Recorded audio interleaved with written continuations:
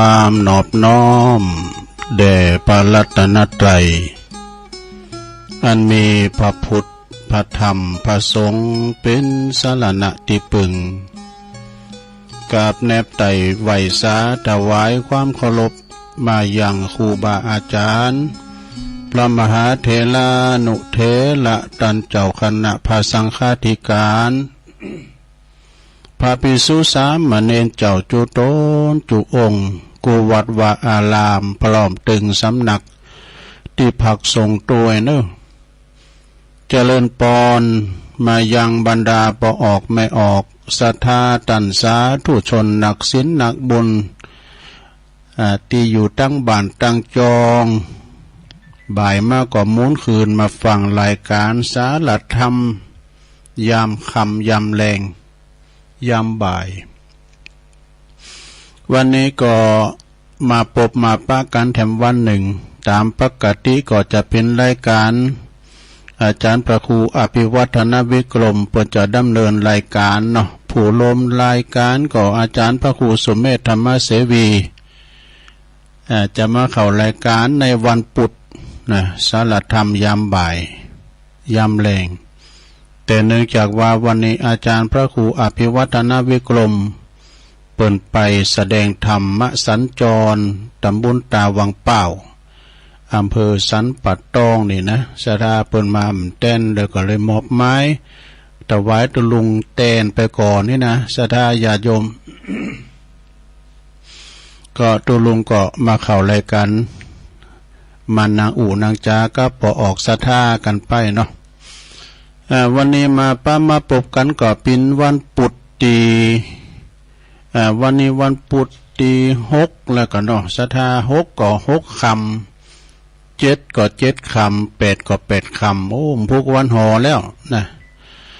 วันพุกก็7คำแล้วลูกสถาวันพุกวันพัดนะเป็นรายการตุลุงโดยตรงตอนเจ้าตี3เนาะฉะนั้นก็วันนี้มาปะกันก็ตรงกับวันพุธที่6ของเดือนกันยายนกันยานี่ก็เข้ามาหลายวันเนาะกันยานี่จะไม่อยู่30วันเนาะสถาฉะนั้นวันนี้ก็มาพบกันก่อนตะอูดไปลายอื่นก็จะไปตังสถานีวิทยุกันเนอที่เปิ้นก็เกี่ยวกล่องสัญญาณไปสู่ตันผู้ฟังที่อยู่ตั้งบ้านตั้งจองตั้งแต่เวลา15 ถึง 17 นาฬิกาหรือว่าบ่าย3 ถึง 5 โมงเนาะก็ขอบคุณสถานีวิทยุคลื่นธรรมะของชุมชนวัดห้วยตองซักเนอะ FM 98.75 เมกะเฮิรตซ์โซนไต่ซ้ายไต่ตั้งแต่จอมต้องลองก็ฟังกันไปเนอะขอบคุณสถานีวิทยุคณะสงฆ์อำเภอฝางจังหวัดเชียงใหม่ FM 100.25 เมกะเฮิรตซ์พี่น้องเมืองฝางไม่อายชัยปราการก็ฟังกันไปขอบคุณสถานีวิทยุคลื่นพระพุทธศาสนาการศึกษาและวัฒนธรรมของวัดฝายหินเนอะ FM 104.50 เมกะเฮิรตซ์นี่ก็ตั้งองค์ขลงในเมืองเนาะก็ฟังกันไปขอบคุณสถานีวิทยุมนต์เสียงธรรมวัดบุผาลามอำเภอแม่แจ่ม FM 106.25 เมกะเฮิรตซ์พี่น้องแม่แจ่มก็ฟังกันหลายขอบคุณสถานีวิทยุบ้านทุ่งเรดิโอบ้านทุ่งเรดิโอนี่ก็อยู่อำเภอสันปัดตองเนาะ FM 89.50 เมกะเฮิรตซ์ของปดมแม่พุทธวงศ์นะเปิ่นก็ลิงสัญญาณไปแล้วก็วัดบุญญาวาสวิหารวิไลสงฆ์นครลำปาง FM 106.50 โดยเนอะอันนี้เป็นและจื่อและนามของสถานีวิทยุคืนบุญต่างๆที่เปิ่นก็กล้องสัญญาณรายการนี้ไปสู่ตันผู้ฟังที่อยู่ตั้งบ้านตั้งจองต้องขอขอบคุณทางเจ้าหน้าที่ดีเจเจ้าหน้าที่ที่เปิ้นเฝ้าวิทยุเนาะจบอันหนึ่งก็เอาอันหนึ่งใส่เปิ้นก็จะเสริมรายการไปวันจันทร์เนี่ยนะก็ขอซุมมาโดยวันจันทร์นี่ก็อันเน็ตตุลุงมันอ่อนเฮ้ย อาจารย์ว่าเฮานี่ขาดดุลเปิ้นนะเพราะว่าเฮาตามปกติมัน500นะ500จิก500เมกอย่างฮู้นะแล้วปล่อยเฮามาถึง100มี80ปลายนั่นน่ะซะนะเน็ตมันอ่อนแต่เฮาจ่ายนี่ติ้มเดินนี่ก็700ปลายน่ะจะได้โทรบอกเพิ่นก็เนาะปล่อยมาหอมติ้มสะกำไว้นะศรัทธาฉะนั้นก็วันนี้มามาปบกันตุลุงก็จะน้อมนำเอาพระธรรมเทศนาอานิสงส์ของสลากภัตตาหารเนาะไก่เดิน12มาแล้วลูกไก่ที่ประจะกินจัดตานแล้วก็เดี๋ยวจะต่อท้ายโดยธรรมเปตพลีหรือว่าบุพเปตพลีโดยเนาะมรดกธรรมนะฉะนั้นศรัทธาญาติโยมก็ฟังกันไปนะว่าการกินการต้านเขาว่าสลากภัตตาหารนี่เป็นจะใด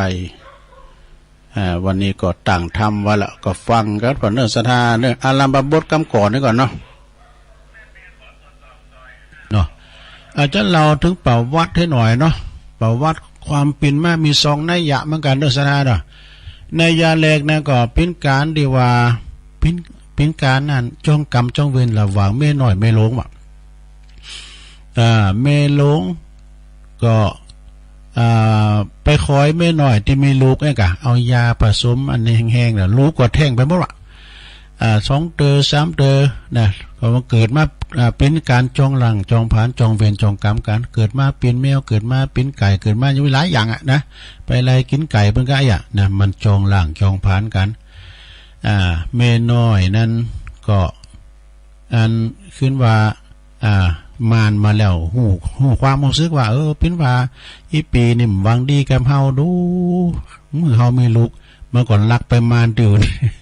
เกิดลูกน้อยเนาะเป็นว่าเกิดมาทำจานเป็นยักษ์ดูเมลงเป็นยักษ์ไอ้กันเนาะเราข่าวๆน่าจะเต้มมุนะตุลุงกับเราพิษเราถูกพองยักษ์นะก็ไล่ยับน่าจะกินอ่อนนะกะนางนั่นก็แลนก็ไปที่วัดเวรุวันก็เนาะเข้าไปในวัดขอความช่วยเหลือกับพระพุทธเจ้ายักษ์มันเขาวัดใดดู ยักษ์เขาวัดใดนางก็ไปขอความช่วยเหลือกับพระพุทธเจ้าก็เลยมาแสดงธรรมเนาะโอ้จะไปจองกรรมจองเวรกันหักกันแป้งกันเวรยอมหลังงับโดยการจองเวรถ้าอย่านะสู้เขาจะเป็นการจองกรรมจองเวรอีตลอดภพชาติหือดีกันหืออภัยกันอโหสิกรรมสิ่งกันด้วยกันยักษ์ก็เจอฟังนะนางนั้นก็เจอฟังก็เลยปิกไปอยู่บ้านอยู่จ้องกันยักษ์นั้นก็ไม่ได้อยู่เขาก็แปลงเฮินยักษ์แต่ละหลังใหญ่เนาะเอาไว้ที่ชายป่าเพื่อว่าหือยักษ์อยู่หันทีนี้ยักษ์นี่ก็มีความสามารถอย่างหนึ่งเป็นกรมอุตุได้พยากรณ์อากาศปีได้เดินได้น้ำจะแล้งน้ำจะน้องแนวหูดอกที่ในเจ้าบ้านมันก็มาถามกันเนาะอันไวช้าพญายักษ์บาเจ้า ปีในแนวจะเยนาแต่หน้าเขาหน้าดอนหน้าลุมจ้าไอ้นะยักษ์เพิ่งก็ทำนายว่าโอ้มนุษย์ต่างหลายปีในน้ำจะน้องเนี่ยปากันเยนาดอนเลยเจ้าบ้านก็ไปปูเขาหน้าดอนก็น้ำก็มโถมปวดโตได้เม็ดได้เขาก็จะไหลว่ะแล้วไปถามแถมนะปีนี้เราจะเป็นจะได้น้ำจะถูมจะแรงโอ้ปีนี้น้ำจะหน่อยเนื้อปลากันทำนาหุงปูเขาตั้งนาหุงปูก็ได้พ้นเต้เนี่ยทีนี้เขาก็มีใครมีน้ำใจเห็นกับพญายักษ์เนาะกับยักษ์เนาะก็เลยเอาของมาเสียนวายก็นี่เอาของรางวัลคือเป็นของบรรณาการเป็นรางวัลนี่แหละเนาะเอามากับพญายักษ์ยักษ์เอาเข่าน้ำกำกินอย่างต่างๆเนี่ยกะเอามายักษ์มันตุนเดียวนะเจ้าบ้านมันมีลายเฮิร์นเนาะเอามานักเขามากินแป้ยักษ์ตัวน้อยกะทีนี้เขาก็จับฉลากกันแบบนะจับฉลากวันนี้ครอบครัวใดจะได้ไปเอาของกินมาให้ยักษ์ก็เลยมีการจับฉลากกินฉลากทหารมากับวัฒนธรรมนี่ก็แผ่ไปถึงในวัดเนี่ยในวัดก็เลยกินฉลากกันเนี่ย กินฉลากข้างบ้านก็ได้ปุถุพน้อยก็ดีใจอันนี้ในนึงนะว่าข่าวๆเนาะ แถมในยะแถมเลืองหนึ่งเปิ้นก็ตามตีปอดจานเปิ้นเวนตาลเนี่ยนะโอ้เป็นว่าละอ่อนเลี้ยงควายดูเมละอ่อนเด็กเลี้ยงควายอยู่กลุ่มหนึ่งนะเปิ้นก็ไปเลี้ยงควายกันอยู่ในชายป่าตีหิมป่าเราอีน่ะเนาะแล้วก็พอดีไก่เตงมาละ11 โมงปลายเนาะครูบาเจ้าอาจารย์เดินธุดงมาเข้ามาในศาลาว่าโอ้ละอ่อนเลี้ยงควายทั้งหลายก็มีความเหลื่อมใสก็เตะของเขาบ่วันนี้เขาอดนะเขาอย่าเข้าไปตานครูบาเขาน่ะละอ่อนทั้งหลายก็เตะห่อเข่าเนาะเอาไปถวายเพราะว่าคุณได้ก็จะเอาประทานกับครูบาเมื่อว่าตุนหนุ่มตุนน้อยตั้งปลายแถวมันได้กินเนาะ ได้ฉันเนาะครูบาก็ว่าไปเห็นไปดีที่ไหนก็ตูเจ้าเหมือนกันนะเสียน227เหมือนกันนะลาเอ้ยสู้เขาไปเอานี่เอาดีกว่าไปเอากาบไม้มาเขียนจือไผจือมันแล้วก็เพื่อจะจกเบอร์นี่กะจับฉลากตัวลุงแก้วได้ของค้ำไว้เด็กชายค้ำมาเอามากินตัวลุงแก้วนี่กะ ประมาณนั้นนะอันนี้ตามที่ฟังการปอดจานเปิ่นจังเอ่ยเว้นตาลเนาะมันมี2 ในนะโยมเนาะฉะนั้นก่อนหน้าสลากกับภัตตาหารนี่ก็ไปจัดตานไปหาญาติกาวงศาพีไตเก่านอ17,000จินกะคุณปินเก้าเก่าจินข้าคุณปินแดนแสนจินกะคุณปินขนาดเนอสถาก็แป้งปินปุ่นปินโสนไหวอิมีนาในสังใหญ่ดูอิมีนาสังใหญ่เตติตานางสลาเขาซองนี่ก็พอให้พอดีอย่างน้อยก็20นะอีมีนาเนี่ยใหญ่น้อยก็100 มันเป็นอย่างนี้ในความเป็นมานะสะดากอบกินต้านเนาะกินสลากนี่คือว่าเป็นการต้านโดยที่ไม่เจาะจงนะเป็นสังฆทานไม่เจาะจงเตือพันน้อยนี่ได้นักแล้วตุกันนะสะดามันจุกไผ่มันนี่นะจับสลากโมนนะทุกโมน จุกไผ่มันได้กะซ้ำพอก็ได้แบบพัดลุมบนเนี่ยซ้ำพร้อมก็ได้กุ้ยตีนจ้างกุ้ยเศร้าบาทนี่กุ้ยขี่ปุ้ม กุ้ยขี่ปุ้มนะเปรียบเหมือนกระเพาะตองเขาเนี่ยนะมันจะมีหานมดเขาน้ำกำกินหลุมสุ่มซุกของหวานมีหานมดเพิ่มจะเล่งเพนโดดเพิ่นก็เอาไป ก่อนนั้นเพิ่นเล็ดตุงเล็ดนากันไปเนาะแต่ตึงเพนไหนก็เตกินหาหนาไข่ยมพาน้อยกินก็หาหนาพุทโธโมนะเสียเขาจะเตี้ยเนาะอันนี้ก็ความประวัติความเปลี่ยนมาแล้วทำนี่ก็ไปตั้งนางจันตาวดีมันด้วยนางจันตปทุมาวดีนะในการต้านเตะต้านวาต้านสลากนั่นเนาะต้านเข่าโดยอานิสงส์ในการต้านมันมีความอานิสงส์อันยิ่งใหญ่ทำหืบหินปันดุกรรมศิลาบาทของพญาอินตาตานเต่าอยู่โค้งสวรรค์กระด่างขึ้นมาว่าถึงวันอ่อนนุ่มสอดส่องดูพระเนตรดูเหตุภัยส่องดูที่พระเนตรดูเหตุภัยก็แจ้งใจในพระอินทร์ว่าโอ้เป็นการต้านสลากกับภัตตาหารของนางจันตปทุมาวดีเพิ่นก็เล่าค้างกันว่าโอ้นางนี่กินเต้ตันเต้นะการต้านเข้าสลากกับภัตมีความจะเป็นอย่างไรติดตามในตอนต่อไปผู้จารย์อย่าไปจ้า มารัตนาธรรมกรรมเจ้าว่าทำละไม้ตามคำขอของเจ้าภาพเพิ่นเด้อคุณแม่แสงสมรูปเอาทำละไม้ย่องกลมเซิงเมืองกลมใจมันก็ละไม้ประดังขมุหน่อยๆ โยมปีโยพินก็เอาละไม้เอาเนอะเนี่ยตามนะเดี๋ยวชัยวัดจัดให้ ป้อนานอ้ายแพร่ปวงมารัตนาธรรมกรรมนิพพานังเยนากะลังลัมมังเยนากาสายังปันดิโตตังโนมากังอุติสิตุงธรรมมุตตะมังปัจจังอัลลัทานังกาโลมาฟังไปรับไปนะหลวงเนอะ นะโมตัสสะภะคะวะโตอะระหะโตสัมมาสัมพุทธัสสะ เกัสสะมิงกิลาสัมมาเยสัทธาเจตวันเนวิหัลลันโตจันตาปตุมังอัลลาปะกะเทศิสาทะโว ดุลาสาปุลิสาตั้งหลายอันมานั่งยายเวทเฝ้าเปิกกาตำเล่าต่างบุญจักเหือเจือนหนุนไปนาจักงามบ่เหือถอยจ้าเสียในแปลงจิตใจใสผ่องแผ้วเข้ามาสู่ขวงแก้วอารามด้วยใจงามลำเลิศได้บังเกิดศรัทธาตกแต่งดาไตยตานะมีอาหารล้ำบ่อน้อยตั้งกล้วยอ้อยสีใสเอาใส่ในซองก๋วยสาลากเพื่ออุทิศฝากทานไปหาฝูงญาติกามวลมากอันตายละขาไปนานาหลังพองก็จักอุติศาสตานไว้ไป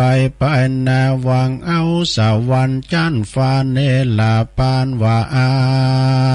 ลเอกังสามายังเมในกาลาคาบหนึ่งสายปางเมื่อพาเงาไทยสับปันอยู่ตนเป็นคู่แก่โลกนำมาสัตคำโอคะสงสารถึงยังเวียงนิพพานเป็นตีแล้วพระต้นแก้วสัตติสำล้านอยู่ทรมานในป่าเจตวันอารามนะอันเป็นอารามแห่งนายอนาตาปินทิกัสสะมหาเศรษฐีภูมิศรัทธาดีแต่งสร้างถวายทานแก่ตนองค์ขานติวายอันมีติจิมกายเวียงสาวัตถิพามานว่า500เจนขาฐานูในกาละยามนาละพระสัพพัญญูตนเลิศแล้วก็เฉพาะเสิงนางแก้วปาตุมมาว่าดีหือเป็นอุปาติเหตุแล้วพระต้นแก้วหนอสัทธาก็ปาวัติเตสานายังทำเหตุด้วยเมตเตและส่วนอันว่านางปาตุมมาวดีหากมีเจตนาดีแต่งสร้างนางก็ได้ห่างยังกุศลเป็นต้นว่าเฮือทานเขาและอาหารนางก็ได้สาละหือเป็นต้านไปก็มีเป็นอันมากนักอาท่านหลับต่อเต้ามั่งปัญจขันธ์แล้วก็ได้กาผันเอาตนไปเกิดในห้องฟ้าเลิศเทวโลกสวยสุขโสดสำล้านสมบัติข้านวิเศษก็เพราะเหตุนางปาตุมมาวดีมีเจตนาดีสาละเขาของเป็นตานากับตั้งเขาภิกาหารเขาน้ำและก่อนในกาลนานในกาลเมื่อพระพุทธเจ้าได้ทลัดพยาสัพพัญญูตัญญาณเป็นนาพระในโลกวันนั้นนางจันตปาตุมมาวดีก็ได้จุติยจากพลากจากห้องเมืองสวรรค์เทวโลกลงมาเกิดในเมืองปาลานาสีนางก็สมฤทธิ์ด้วยเป็นดีโดยเขาของสัมปติเนื้องนองหมากนักนาถึงไว้ยากาลาขึ้นใหญ่นางอายุได้16 ปีนางเมียนางบุญเมก็ได้หือข้าวน้ำโปจันนับอาหารกับตั้งพระจีวรละแก่เจ้าภิกขุต่างหลายมีพามานว่าได้7 วันแล้วก่อนในกาลเมื่อนั้นเจ้าภิกขุต่างหลายก็มานั่งยายเจียนจาเถิงยังบุญนางบุญนาจันนะ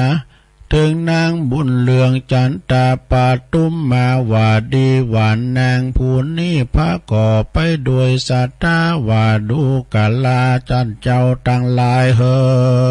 ยส่วนอันว่านางจันตาปาตุ้มมาวาดีนางผู้นี้ก็มีจิตใจใส่ศรัทธาในศาสนาแห่งพระพุทธเจ้านางนอนเนาก็เฮือตานมาพามานว่าจิตวันก็มีแลตาในกาลยามนั้นพระพุทธเจ้าจึงกล่าวว่าภิกขเวดูลาภิกขุต่างหลายนางจันตะปาตุ้มมาว่าดีนิสัยหากมีใจใสสัตตาสัลละโปกาหือตานอันมากนักหนาก็หากว่าบ่มีแต่ในกาลาบัดนี้ในกาลาเมื่อก่อนหน้าเฮิงนั้นนางก็ได้กาทำบุญหือตานมากนักก็มีแลตาตาในกาลยามนั้นส่วนอันว่าเจ้าปีคู่ตนฉลาดก็มายกมือขึ้นวาดอาลาธนาขอเหือป่าพุทธาตนองค์อาจจงมีใจขวาดเทศนายังอาติตาล่วงแล้วเหือพากดเดเตออัตตาสัทธาในกาลยามนั้นสัพพะสัพพัญญูเจ้าก็จึงเทศนาจัดเก่านานมาแก่ภิกขุสังฆาต่างหลาย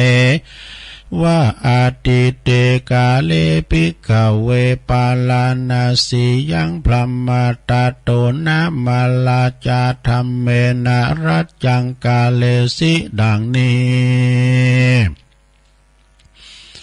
ภิกขเวดุลาภิกขุเจ้าต่างหลายอันว่านังอันมานั่งยายเวทเฝ้าในอาทิเก่าเหิงนานยังมีพระผู้บานอาคาวจือพรหมตัดลาจือพรหมตัดวะลาจาก็สาเวยนาคาลาใหญ่กว้างน้ำเก่าอ้างว่าเมืองปาลานาสี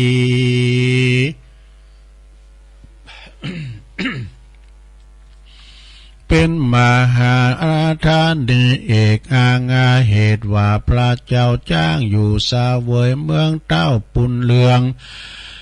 ปฏิบัติอันจอบพระก่อไปโดยลาจาตามสิปาการนาภัยฟ้าภูบานยิงโยดบ่มีทุกโศกโพยพายกังวลอันใดบ่มาถูกต้องเมืองแห่งพระยอซอยสุกากาเสมแลนาตาตาในกาลายามนั้นเล่ายังมีนางนอนเนาสมหญิงลูปเปิงลูปเป่าปิงบ่อเศร้าจิวานนางนอนเนาจันตาปาตุ้มมาวาดีทาลงลูปโสภาสีบ่อเศร้านางนั้นเล่าหากมีสาธาก็อยู่ในเมืองปาลานาสีแคว้นกวางนางก่อนนางนั้นอางาโหมตั้งตาลถวายแก่หมู่ปิกาบ้านบ่อเศร้านางหากถวายแก่เจ้าภิกขุสังฆายาว่าเสียงเขาของเงินคำหมากนักก็มีและเอกาติอัตเทกาติวาสังยังมีในกาลวันหนึ่งสายนางหน่อไทยจันตาปาตุ้มมาก็มาพิจารณาในใจว่าอาจารย์ในวันผูกนี้ก็เป็นวันดีวิเศษ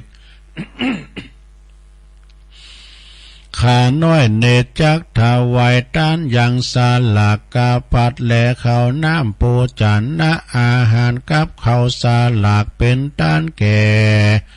หมู่ภิกขาบ้านบ่อเศร้าคือหมู่เจ้าภิกขุสังฆาลัตติยากันว่ากลางคืนลุงแจง นางก็มาตกแต่งหน้าดายังวาทานามาพร้อมตกแต่งซอบดาดีก็มีก็ด้วยสาตามีแต่กาวนางนอนนาวาแต่งดากันปาลิปุณนาพร้อมแล้วนางหน่อแก้วก็ถือเอากันทะกามลาดอกไม้ก็เข้าไปสู่ขวงแก้วว่ากูอารามอันเป็นสถานที่อยู่แห่งพระพุทธเจ้าแล้วนางหน่อแก้วก็อาราธนายังพระพุทธาเป็นเก้าพร้อมกับเจ้าภิกขุสังฆาวาพันเตข้าเดชะพระพุทธเจ้าและหมู่สังฆเจ้าและหมู่เจ้าภิกขุสังฆาต่างหลายผู้ข้าก็ขออาราธนาพระพุทธเจ้ากับหมู่เจ้าภิกขุสังฆาต่างหลายได้ไปลับได้หยาดตานเข้าศาลากาพัดในเรือนแห่งข้าในวันผูกเมื่อเจ้าแด่เตอกันว่านางปาตุมมาวาดีอาลาตานานิมนต์แล้วนางก็กากาดแก้วไปสู่เรือนตนในกลางคืนวันนั้นลุงแจ้งแล้วนางหน่อแก้วก็นางหน่อแก้วจันตาปาตุมมาวะดีก็ฮือตาสาตาสีตกแต่งหางยังเขาน้ำโปจันนะอาหารกันว่าบัวหลับมวลแล้วก็ฮือตานเกเจ้าต้นแก้วสัทธาอันนามีภิกขุสังฆา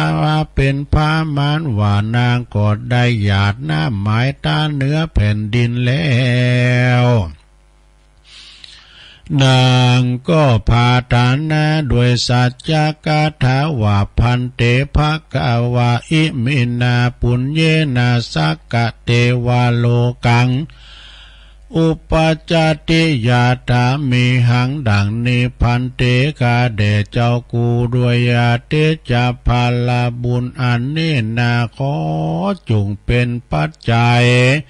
นำเอาตนตัวแห่งข้าไปเกิดในห้องฟ้าเลิศเมืองงาจวันจันฟ้าแม้นว่าผู้ข้าเกิดมาในจัดนาจาดได้ก็ฮือผู้ข้าได้สาวยสัมปติอันมากนักก็โดยอานิสงส์อันข้าได้ฮือตานเข้าสาลากาพัดนี้เตว่าอ่านในกาลยามนั้นพระพุทธเจ้าเป็นประธานพร้อมตั้งเจ้าภิกขุสังฆาต่างหลายก็ได้กาตำปตาอนุโมทนาซึ่งตานะแห่งงานนางจันตาปาตุมมาวาดีอุปาสิกาก็กล่าวคาถาว่าอิจิตังปฏิตังตุมหังคิปะเมวะสัมเมจตุสัพเพปุเรนตุสังกปาจันโตปันนารโสยะถามณิโจติละโสยะถาอุดุลาอุปาสิกาอันว่ากัมภาตนาแห่งนางนั้นก็จงสมฤทธิ์ดังกัมมักกัมภาฐานะแห่งนางจุเยื่องจุปาการเตอเจ้าภิกขุทั้งหลายกัตตัมปตาอนุโมทนากับด้วยญาตานาแห่งนางแล้วก็พากันฉันในเรือนแห่งนางแล้วก็ได้กลับคืนสู่ยังที่อยู่ป่าเจตวันอารามอันเป็นสถานที่อยู่แห่งตนก็มีวันนั้นแลตัสมิงกันเนในกันนาบัดด้านภาวันนางอ่านว่าเห็นปันตุกรรมปาลาศิลาบาทอันนาเป็นติปะอาจแห่งพญาเจ้าอินตาเจ้าฟ้าอุณหากาลังงาก่อล้อนกาดังแข่งงานในบัดเดียวอาตาสโก อันว่าพระยาอินตาทีลาตนเป็นใหญ่เก็บเปวดาต่างหลายเต้าก็มาลำเปิงในห้อลาตายก็รู้แล้วเต้าต้นแก้วอินตาก็รู้สภาวะโดยพยาติแห่งตนในว่าในวันนี้นางจันตาปาตุมมาวาดีก็มีสัทธาหือตานเขาสลักกพัดแก่เจ้าภิกขุตั้งหลายหมากนักว่าอันพระยาอินตาทีลาดก็ฮือเสียงสาธุการอนุโมทนากับนางแล้วก็ฮือหาฝนแก้วเจ็ดปาการตกลงมาในเมืองปาลานาสีเป็นมหาเมฆะอันใหญ่มากนักก็มีแลมหาจาโนอันว่าเจ้าเมืองปาลานาสีตั้งหลายหันอาสาจารย์อันนั่นก็กล่าวคาถาว่าตานางนามะมหาพลังโหสีชื่อว่าอันว่าตานาเขาสาลากาภัตตาก็มีภาละอานิสงส์มากนักอันกว้างขวางมากนักว่าอัน ในกาลยามนั้นพระยาพรหมตัดลาจาก็หันรูปโสภาอันวันนะอันงามแห่งนางนงคารจันตาปาตุมมาวาดีนั่นพยาพรหมตัดลาจาก็บ่อาจจักตั้งตนอยู่ได้เต้าก็ฮือเสนาไปนำเอานางนงเหล่าจันตาปาตุมมาวาดีมาโดยชีวิกายคำสู่ภาษาแห่งตนแล้วก็ตั้งไว้ฮือเป็นนางแก้วเป็นอัคคลามเหสีเป็นใหญ่กว่านางต่างหลายได้16,000นางก็มีวันนั่นเลตาโตปัฏฐายะตังเหล็กแต่นั่นไปนาส่วนว่านางจันตาปาตุมมาวดีก็จำเลินดีฮือเขาปินที่บาทเป็นต้านแก่พระพุทธเจ้าและพระเสือภิกขุสังฆเจ้าตั้งหลายจุวันบ่ขาดสักวันกันว่านางกาตำหือตาลนางก็กาตำหือตานเป็นอนิจจาการบ่ขาดนางก็บ่ได้พามาดในกุศลผลบุญนางก็กาตำโน้นไปบ่ขาดถ้าหลาบเสียงเขตอายุแห่งนางก็มีวันนั้นแหละนาสาลากาภัตตตานางนิทิตังขียาอันเก่ายังสังวันนาวิเศษจาห้องเหตุยังธรรมอานิสงส์อันตานเขาสลากกับภัตตาหารก็บางกรมสมเร็จสาเด็จเลี้ยวเต้านี้ก่อนแลสาธุสาธุสาธุจบลงไปสัทธาญาติโยมทั้งหลายทำอานิสงส์สลากภัตตาหารตามปกตินี่เปิ้นจะนิมนต์พระน้อยที่เสียงวอนน้อยๆนะอย่างเปิ้นเทศมาทีใกล้นะเปิ้นจะนิมนต์พระน้อยมาเตดูอันนี้ตูเฒ่าเสียงโลไปติ๊กๆอ่ะเสียงแบบป้อยแต่อานิสงส์สลากภัตเนอะถ้าเปิ้นเทศนำเทศธรรมเปิ้นก็จะยกหือสามเณรเป็นทุนการศึกษากานี่อานิสงส์สลากภัตตาหารดังนั้นก็เวลาว่าเปิ้นกินสลากนี่เฮาก็ไปกินไปตานโดยเปิ้นเป็นอนุรักษ์ มีแต่หึงดูมีแต่สมัยมึนแล้วนะสลากภัตมีหลายในอย่างตุลุงบานะกะละอ่อนเล่งควายกาพญายักษ์กาไอ้น่ะโอ้แต่ก่อนนี่ว่ามันกินมันต้านก็เผ็ดนักไอ้น่ะก่อนนี่มันกั่นอาหารกันนะคุณเฮาเนี่ยนะสะท้าสมัยแต่ก่อนเนี่ยไผเป็นไขโยมเนี่ยจะได้กินข้าวหนึ่งข้าวเหนียวเนี่ยนะหมู่เฮาทั้งหลายกินข้าวหุงนั่นเนาะเนี่ย การเวลาเปิ้นจะไปวัดไปวาวันศีลนี่เปิ้นจะหนึ่งเข่าเขาหนึ่งก่อนนี่เค็มจ้ะการปิ้นไข่โยนเนี่ยเปิ้นกินข้าวหนึ่งมันได้กินข้าวหนึ่งกันว่า เปิ้นนั้นข้าวหุงตลอดเนาะฉะนั้นเวลาว่าเปิ้นจะต้านสลากะผัดอีนี่เปิ้นก็เกมน้ำปะโตปิ้นก๋วยก๋วยตินจ้างก๋วยเศร้าบาทก้าหรือว่าจะเป็นก๋วยขีปุ้มเนี่ยมีหลายอย่างแต่เดี๋ยวก็เป็นสันลอมเป็นเปาะจะต้านได้หมดนะเปิ้นจะเขียนสินโดมก่อนนะตานไปหาญาติกาวงศาพีไตเก่านอมื่นก้านี่หรือว่าจะต้านไปหาสัตว์ได้สัตว์ที่เขาเคยใจการใจงานนะสัตว์ใหญ่นะเป็นแม่โง่โตควายจ่างมาโง่ควายเนี่ยกะจะได้ตานไปหาเขาเจ้าตั้งหลายเขาเคยใจการใจงานสัตว์ตาลิสารตั้งหลายมันได้รับส่วนบุญส่วนกุศลปนเดินเขียนสินสลากก่อนนี้ไปเขียนสินสลากตัวเมืองดูตุลุงก็ยังบทใหม่เนี่ยอันนี้มันตัวมันยังเนี่ยตัวไล่ต่อแต่น่ะ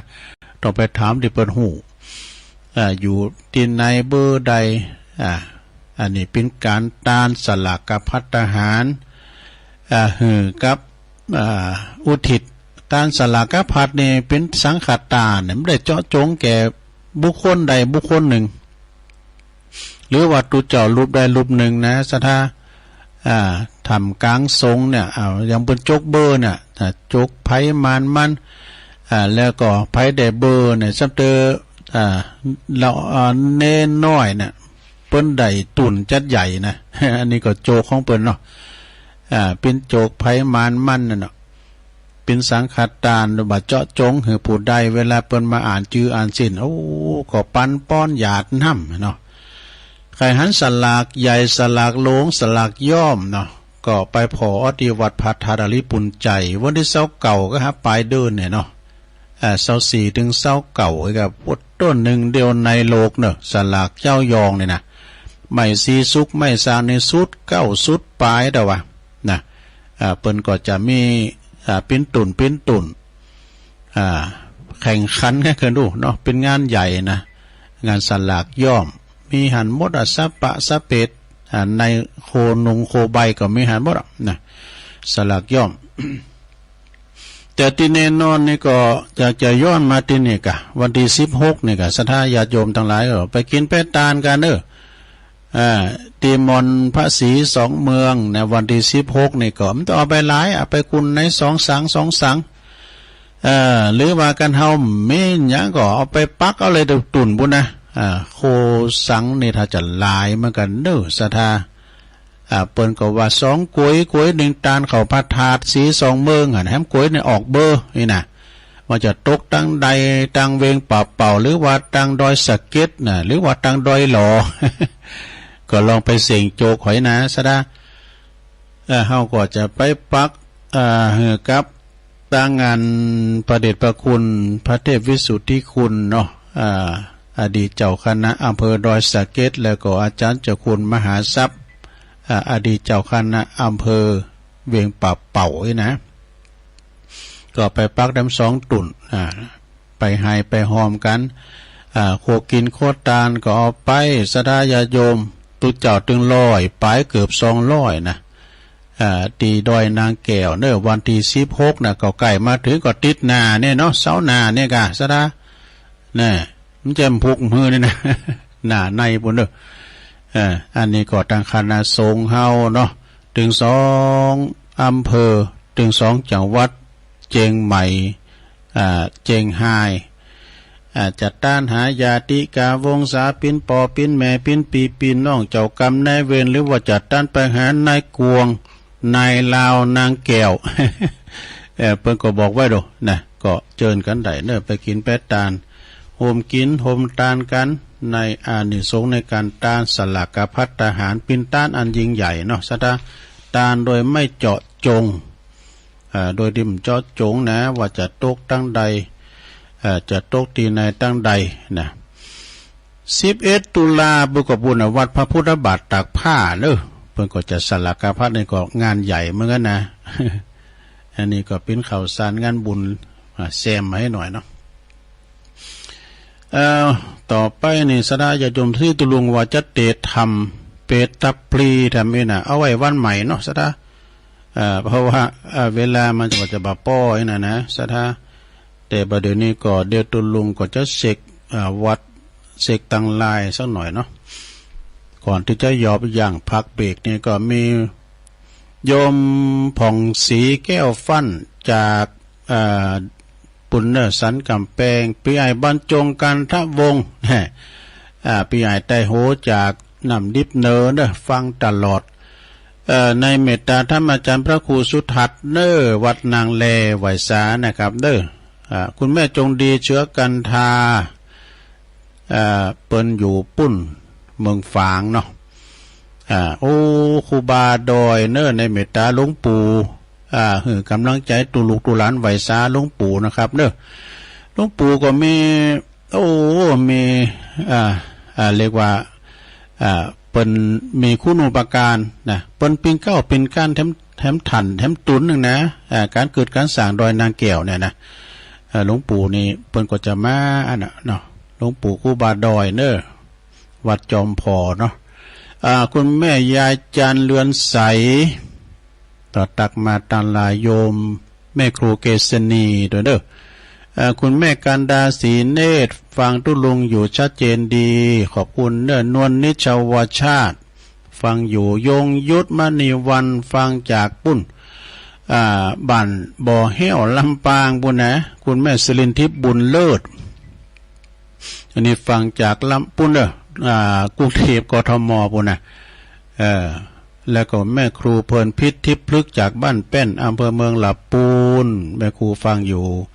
โอ้ไหวสาบรมีตามหลวงปอเนอพระครูสันติเจติยากรนะ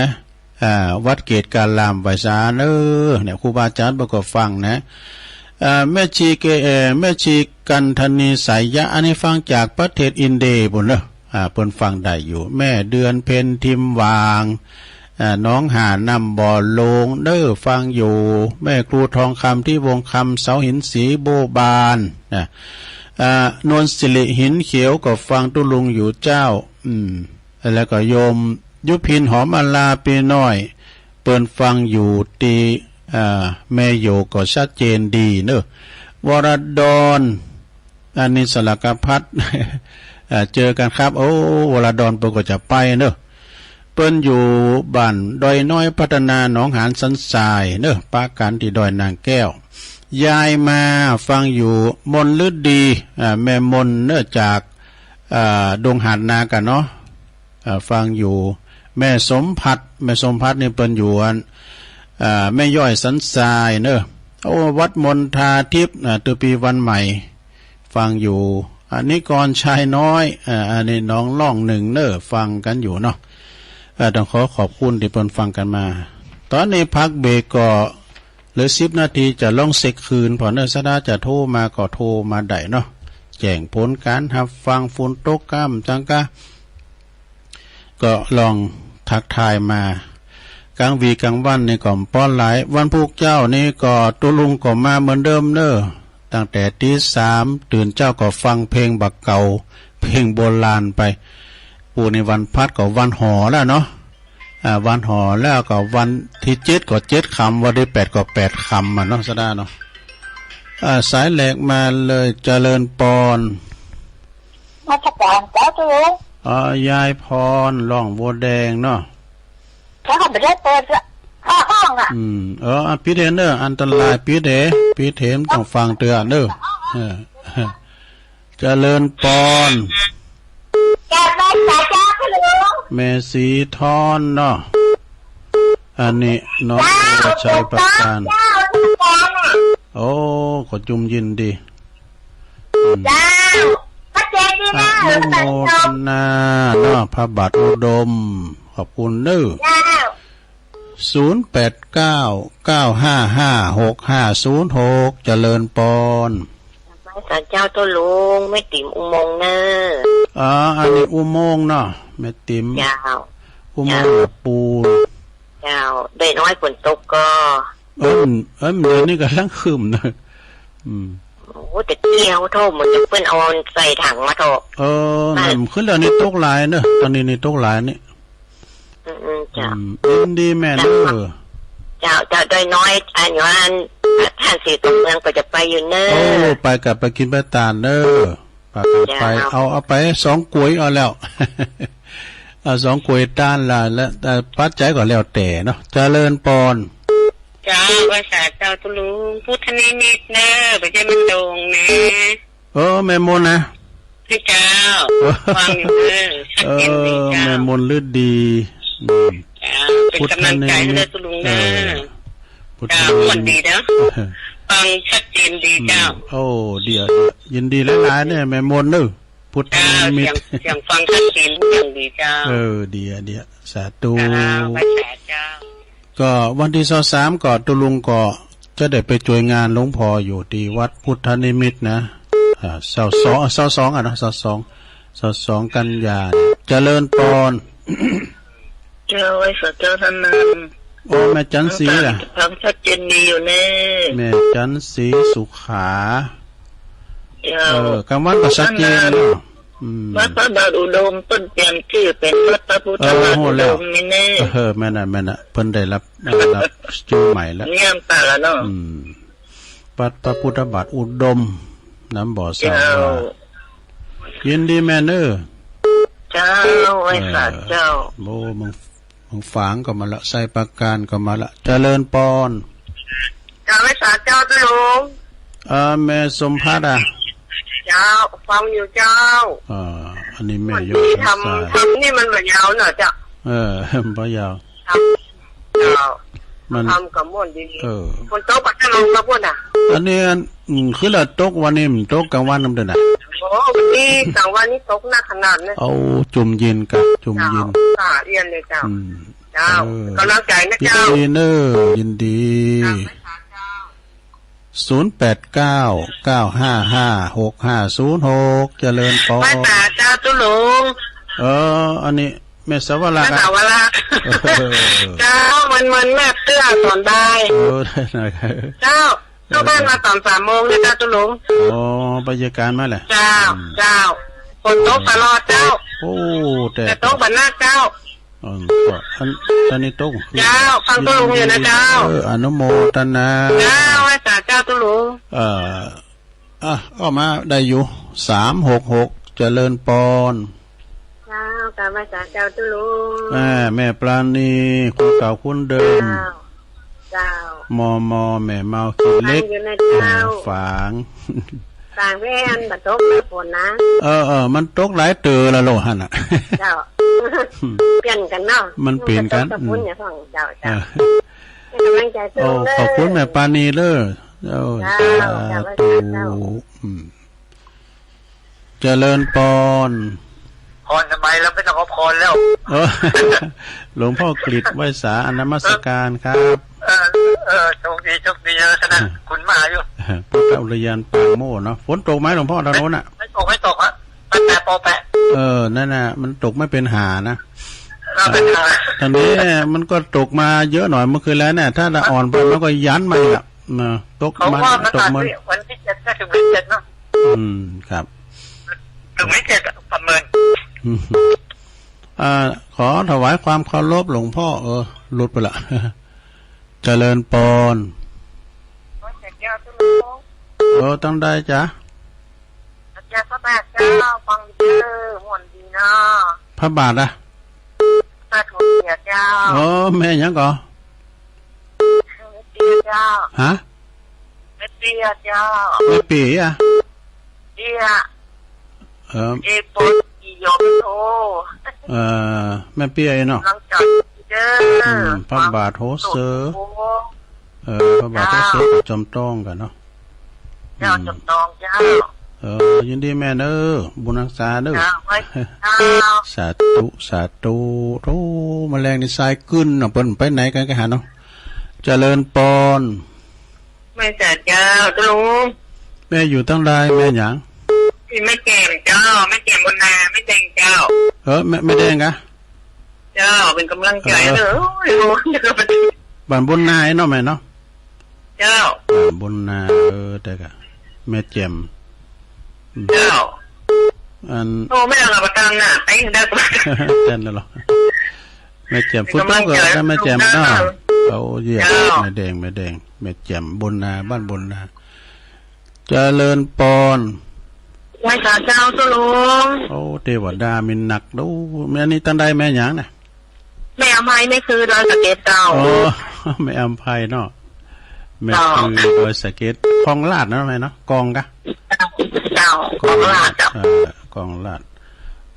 อังคุยเนาะแม่คือหันนักไก่หันไปอยู่ก้าดอยสะไปอันปุ่นอ่ะวัดอันดอยนางแก้วไปอยู่เจ้านี่พวกเราไปเนาะก็ลงไปแล้วเนาะก็ลงไปเนี่ยก็จะไปนอนวันที่15นะกะไปวันที่15ไปโจในพระอาจารย์อภิวัตรกะเจ้าก็จำเป็นได้แบบนี้ก็เป็นโจไปก็จำเป็นต้องไปกันโจไปก็ตุลุงตีนกูดเนี่ยมันได้ไปอ่ะอย่าไหว้ตาเจ้าเนื้อตุลุงอนุโมทนาเด้อดอยสะเก็ดทางซ้ายเดี๋ยวพักเบรกนะโอ้หลุดไปแล้วอ่ะโอ้เฮ้เอาไอ้ตะอีกันเนาะก็เดี๋ยวก็มาว่ากันแถมโอ้กำเดียวได้โลงบ่ดูเดี๋ยวก็มาว่านะโอ้บุญมาอยู่เดี๋ยวอ้ำสายสายเนียมกำเนาะเดี๋ยวถ้าพักเบรกเจริญปอนไม่ใช่เจ้าโอ้อันนี้ใครล่ะน้องหลองเนาะแม่น้อยบอกนะแม่น้อยตาโทกันเนาะแต่แม่น้อยน้องบุญยวาดนะแต่กับบุญยวาดแถวไหนบำปางมาคนเดียวเนี่ยเนี่ยบำปางไม่ดีเดียวแม่น้อยอูดูดีเนาะแม่น้อยบ้านเราโง่แม่น้อยกูดีขอโทษแม่น้อยเนี่ยสมมติแม่น้อยตาโทกเนาะลำปางฟังบุญยวาดได้ไหมเนาะเจ้าเป็นกำลังใจเด้อขอบคุณหลายๆได้ไหมเด้อก็เดี๋ยวฟังตอบรอบ2เนาะเจ้าสาธุขอพักเบรกกันเนาะก็เดี๋ยวมาฟังกันกำเด้อเดี๋ยวจะเล่าเนี่ยนิทานเนาะเจริญพรก่อนเนาะ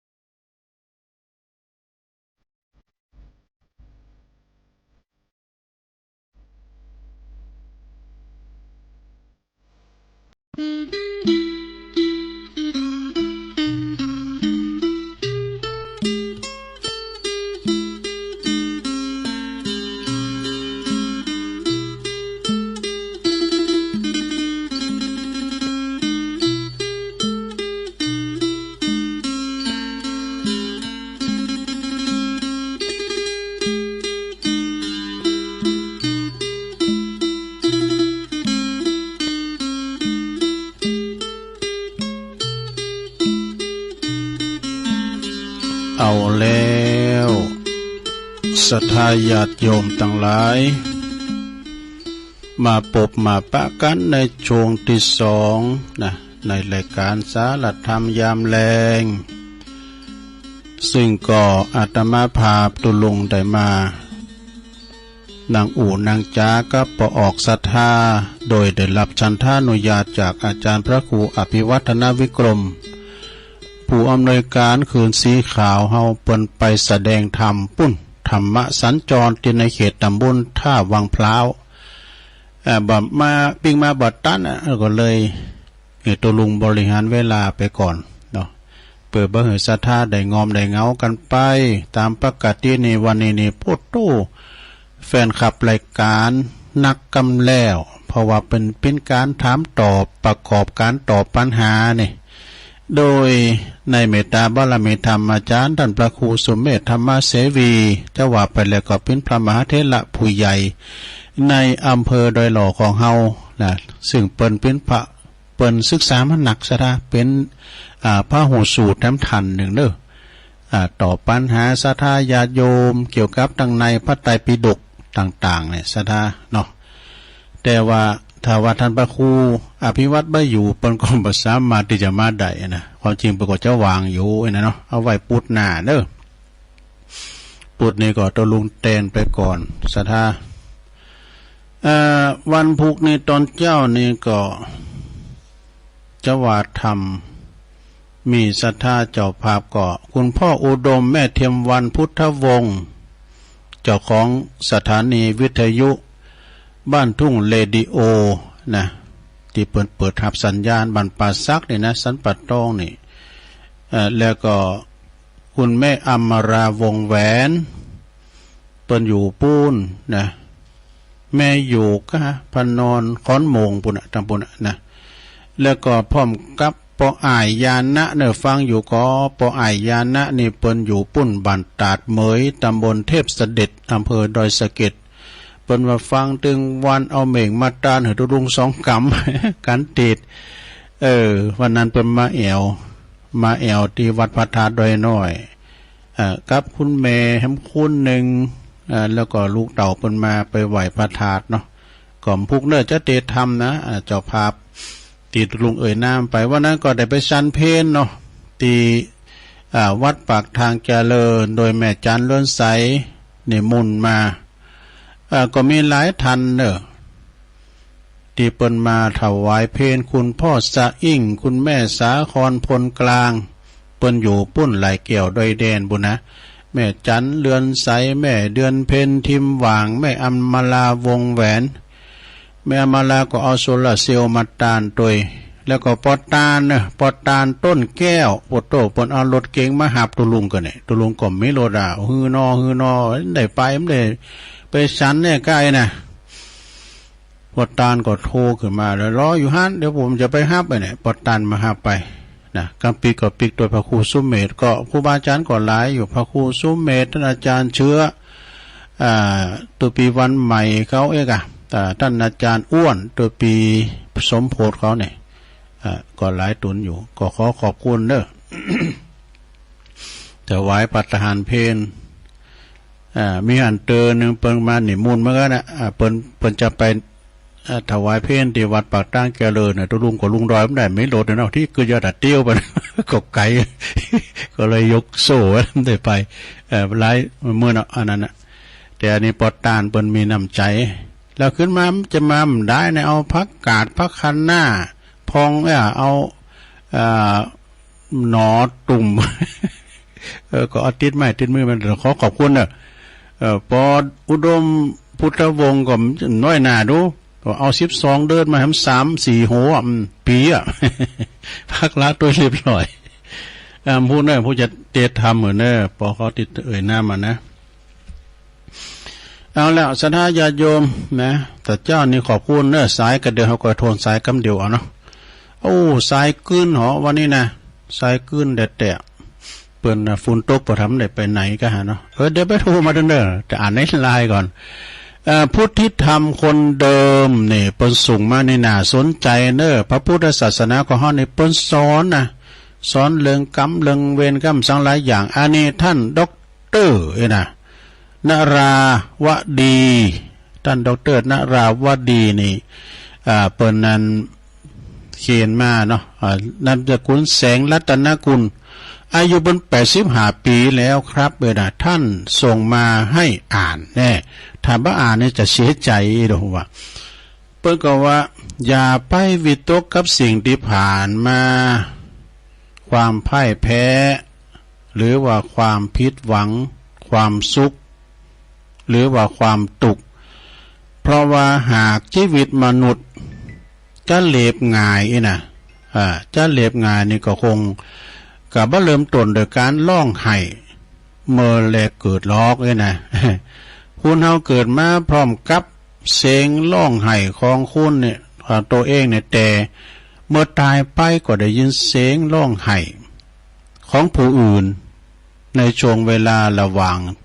ที่เรียกว่าชีวิตของคุณเฮาอันนี้เหมือนเคยว่าแหละกรรมกันเนาะเดียวกันเนอะซะได้มันหลังแต่พิษผาดกันเดียวกันเนอะพี่กะเจ้านี่มันพิษผาดไปวันนั้นก็ว่าละอันนี้มาหลายเตือนนี่ก็เดียวกันเนอะเจริญปอนวิทยุมดังฮั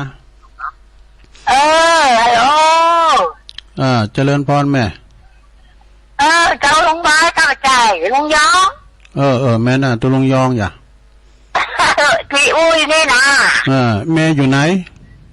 แม่อยู่ตำบลวังเงินแม่แก้วตำบลวังเงินลำปางบนแหละเจ้า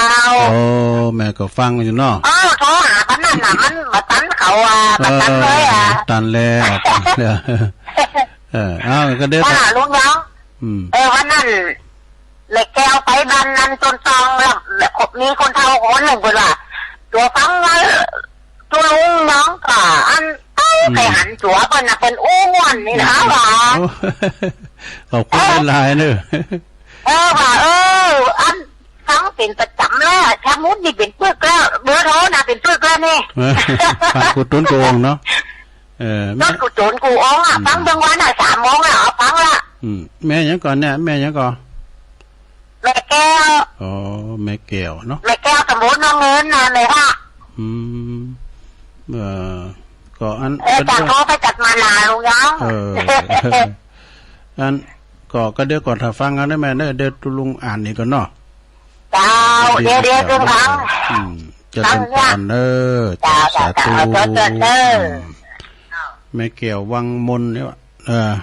แม่แก้ววังเงินนี่ก็ตำบลวังเงินอันนี้กามเจ้าวามใจถูกเปิ้นเตออันนี้เอาใหม่เด้อ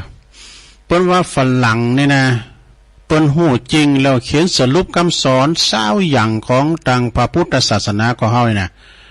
ลองอ่านพอนะพิจารณาไปพอเด้อหนุ่มฝรั่งจี้ว่า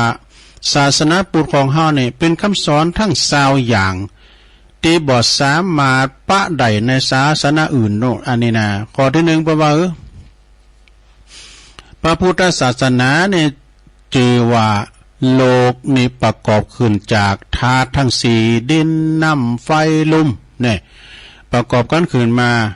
บ่มีผู้ใดสร้างโลกนี่อันนี้ข้อที่1นะอันนี้ฝรั่งเปิ้นว่านะ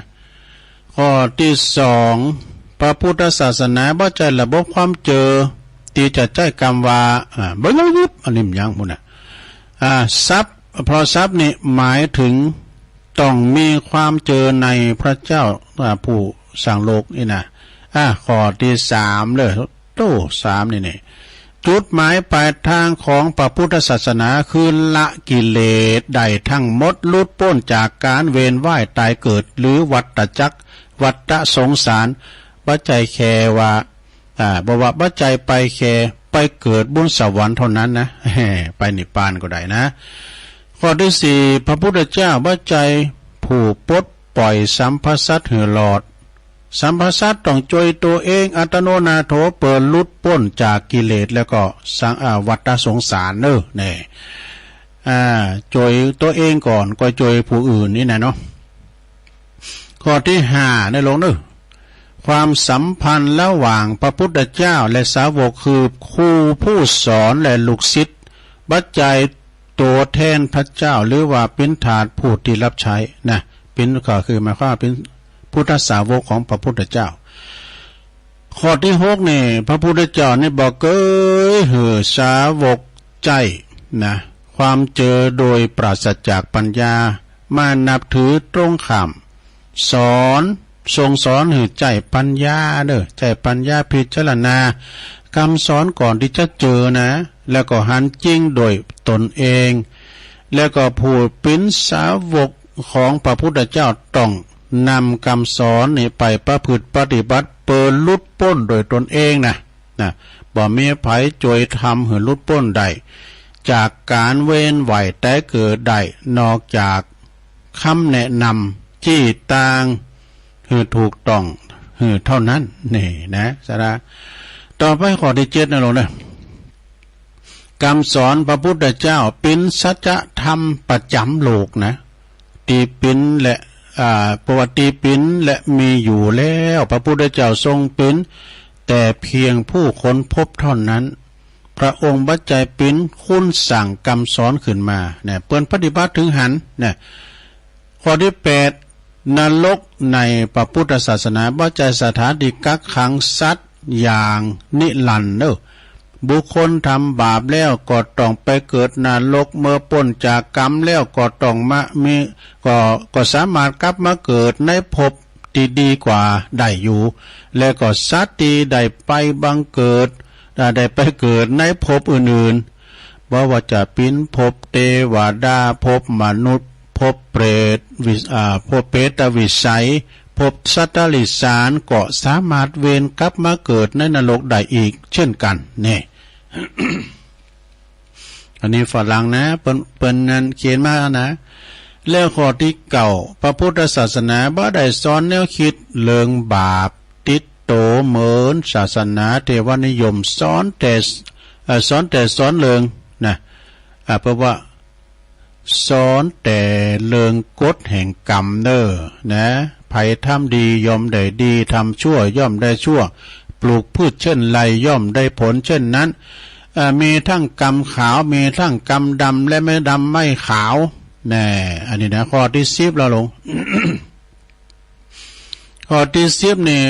พระพุทธศาสนาสอนว่ามนุษย์และเทวดาทุกชีวิตมีศักยภาพที่จะบรรลุธรรมได้ข้อสำคัญก็คือต้องใจความพยายามในการปฏิบัติเด้อเปิดชำระกิเลสให้พ้นจากจิตจากใจนะพระพุทธเจ้าก็ทรงเป็นมนุษย์สามัญชนคนเฮาธรรมดานี่แหละนะก็ตีลุดพ้นจากทุกข์ได้ก็เพราะประพฤติปฏิบัติมาหลายภพหลายชาติเน้อศรัทธาพระพุทธเจ้านี่เป็นมาโมเสวยพระชาติเป็นสัตตลิสานเป็นผายาหงส์ผายานกแขกเต่าผายาราชสีห์สิงโตเป็นมาหมดน่ะเนาะข้อที่11เนี่ยลงเนี่ยกฎแห่งกรรมทุกคนเนี่ยของทุกสรรพสัตว์นี่ปิ่นโตอธิบายว่าเหตุใดคุณเฮาที่เกิดมาจึงแตกต่างกันนะยังบ่เหมือนกันพองก่อนรอพองก่อสวยพองก่องามไม่แน่เนาะกฎแห่งกรรมปิ่นโตอธิบายถึงภพภูมิที่สัตว์ป่าไปเกิดนั่นนี่ข้อที่12เนี่ยลงเด้อพระพุทธศาสนาเน้นให้แผ่เมตตาเด้อแผ่เมตตากรุณาให้ไปยังสัมพสัตว์ทุกภพภูมิทรงสอนให้ละจากการประพฤติชั่วทั้งปวงคืออกุศลกรรมบท10อย่างและให้ประพฤติปฏิบัติแต่กุศลกรรมบท10อย่างนั่นลงเด้อนะข้อที่13ลงธรรมะของพระพุทธเจ้าเสมือนแป้เนอะแป้นะหลังจากบำเพ็ญเพียรจนดับทุกข์ได้แล้วจะอยู่เหนือบุญและบาปธรรมะทั้งปวงนะจะต้องไปยึดมั่นถือมั่นนี่ข้อที่14แปลว่าบ่มีสงครามศักดิ์สิทธิ์ในทัศนะพระพุทธศาสนาการฆ่าสัตว์ตัดชีวิตการเบียดเบียนผู้อื่นโดยเจตนาผู้กระทำจะต้องรับกรรมทั้งสิ้นนี่จนกว่าจะหลุดพ้นจากวัฏสงสารการฆ่าในนามศาสนายิงจะทำบ่ได้ ในพระพุทธศาสนาการขาเนาะสมมติว่าเอาจะเสียนสงพระพุทธเจ้านะขาซะได้อนันต์สัมห้านั้นได้ก็แล้วต่อไปเป็นข้อที่15เนลงเด้อพระพุทธเจ้าสอนว่ากำเนิดสังสารวัฏบ่มีเบื้องต้นและที่สุดเด้อถ้าหากสัตว์ยังดำเนินชีวิตไปตามอำนาจกิเลสที่มีอวิชชาปิ้นเคืองกันมีตัณหาปิ้นเคืองผูกยอมต้องเวียนว่ายตายเกิดต่อไปนี่เนาะสะดาข้อที่16 พระพุทธเจ้าทรงเป็นสัพพัญญูนะผู้ฮู้ความจริงทุกเรื่องที่ทรงอยากฮู้นะ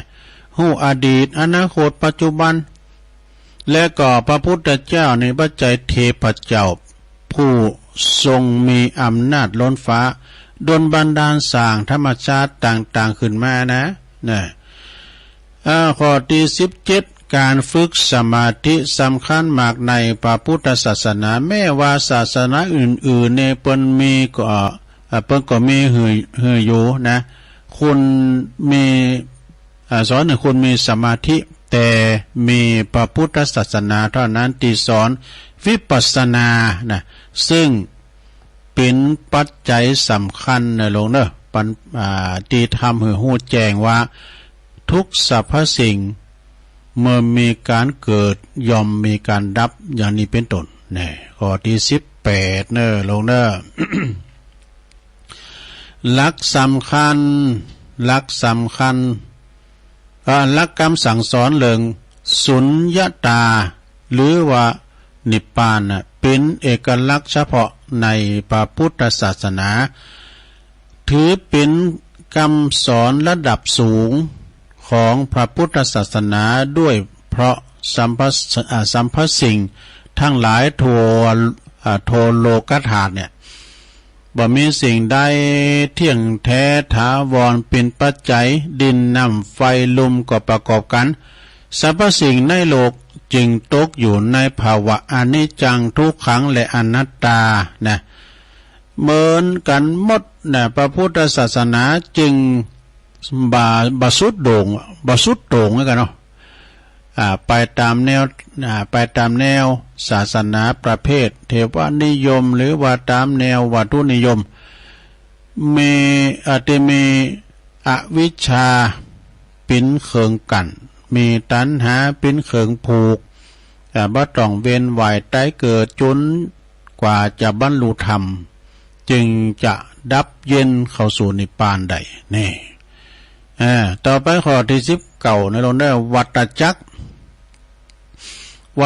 หรือสังสารวัฏเป็นคำสอนพระพุทธศาสนาตลาบได้ตีสัมปสัตยังบรรลุพ้นจากกิเลสนะก็จะเว้นว่ายตายเกิดไปตามภพภูมิต่างๆตามแห้งเหวี่ยงของกรรมไม่สิ้นสุดเลยนะเปิ่นว่านะจนกว่าจะบรรลุธรรมดังนั้นสัมปสัตทุกสัมปสัตจึงต้องจอยตนเองเปิดพัฒนาไตรสิกขาเพื่อลุดพ้นจากโลภะโทสะแล้วก็โมหะหรืออวิชชา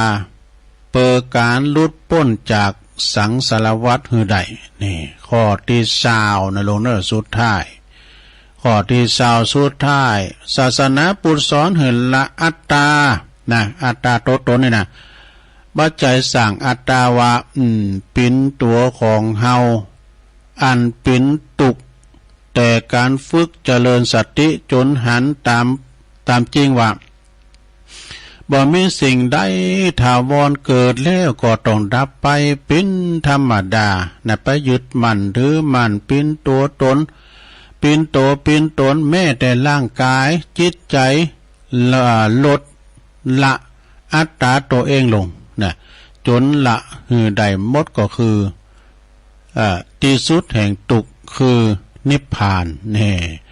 บ่ต้องเวียนว่ายตายเกิดมาตายอีกแล้วนะเปิ้นบอกว่าเสียดายไม่เชื่อหรือฝรั่งเขียนอันนี้ฝรั่งเขียนนะซะนะ ซึ่งเข้าใจในหลักพระพุทธศาสนาปิ้นอย่างดีนี่สาธุสาธุเน้อจบลงไปซะท่าฝรั่งนี่ถ้าเปิ้นศึกษาในศึกษาแต้นะฝรั่งนี่นะก็ตัวเมืองเนี่ยตอนนั้นนี่เปิ้นมาคุ้นคว้านะเปิ้นศึกษาจะเปิ้นจะศึกษาแต้นะ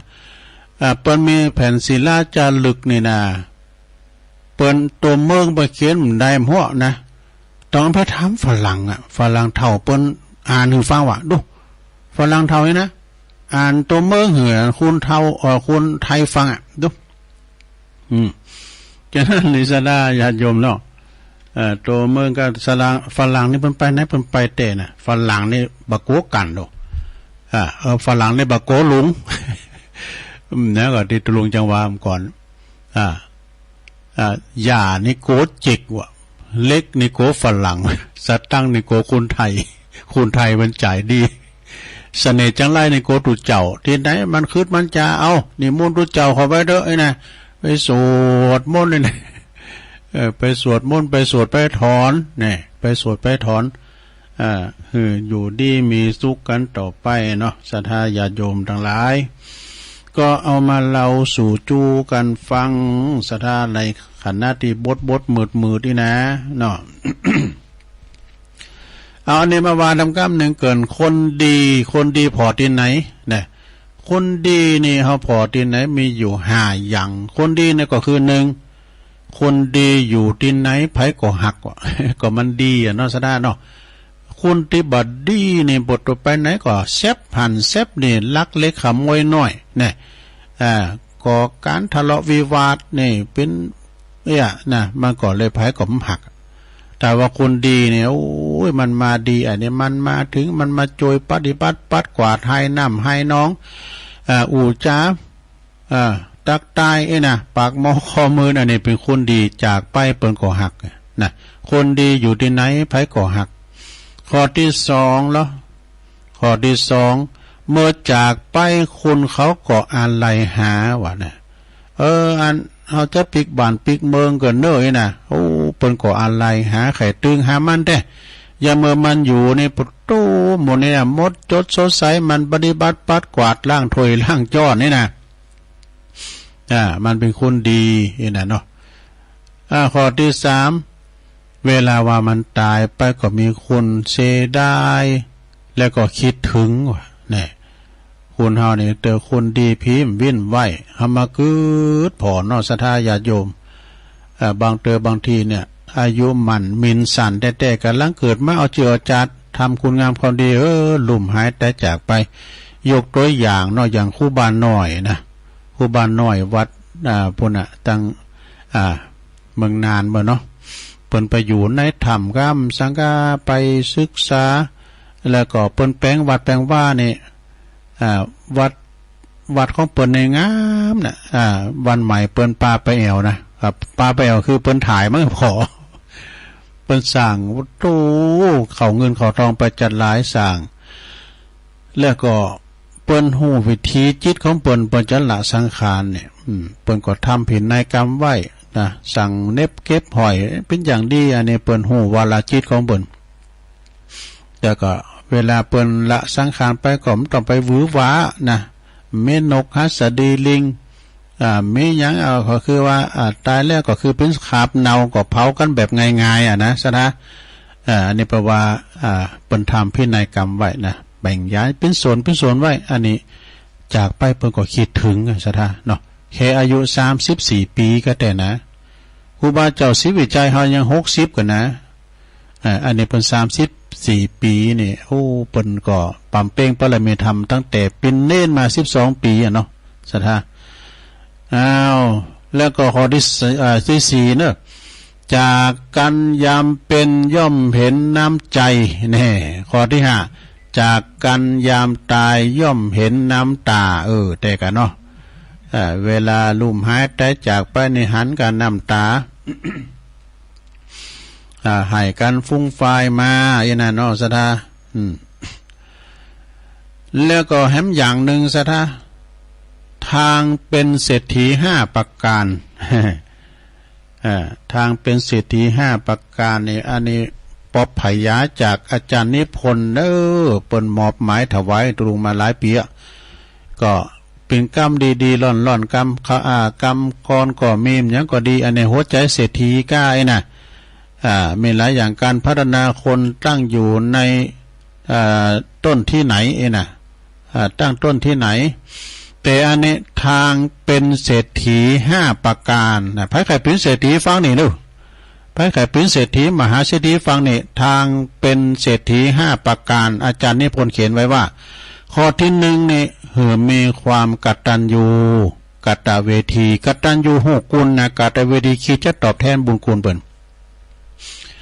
ก็อย่างนี้กันนะที่แลตุลุงจะเตธรรมเปตพลีบุพัตเปตพลีในเวลามันปอเอาไว้เตือนหน้าเนาะความกตัญญูเนี่ยกับปอกับแม่ก็เวลาปอแม่เฮามีเฮาก็ยังคุณเป็นประโยชน์นะ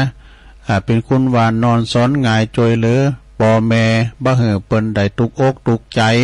เปิ้นบาดตายก็เล่งโดยกายอย่างตุลุงจังวาเนาะมีเขามีของมีเขาน้ำกำกินดีๆลำเนี่ยก็เอาไปหือเปิ้นพองนะซื้อผ้าผ่อนต้อนสบายหือเปิ้นพองเนี่ยเวลาว่าเปิ้นยำตายเนอเตียวดุ่ม